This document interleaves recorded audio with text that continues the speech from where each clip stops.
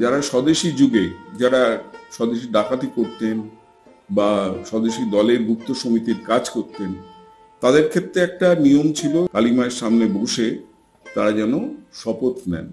কিসের শপথ?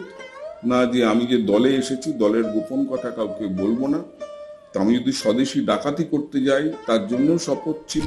এবং শপথ নিতে গেলে 4টে প্রতিজ্ঞা ছিল। একটা ছিল আদ্য প্রতিজ্ঞা, অন্ত প্রতিজ্ঞা, প্রথম বিশেষ প্রতিজ্ঞা এবং দ্বিতীয় বিশেষ প্রতিজ্ঞা। এরকম 4টে প্রতিজ্ঞা করতে হতো। এবং প্রতিজ্ঞা যদি কেউ ভঙ্গ করে তাহলে কি হবে? বলছেন যে এই কালী ঠাকুর সহ যত দেব দেবী আছে, কালী ঠাকুরই প্রধান, আমাদের বাড়ির পিতা মাতা, ব্রাহ্মণ এবং সারা পৃথিবীর যত দেশ প্রেমিক আছেন, তাদের যেন অভিশাপ আমার উপর বর্ষিত হয়।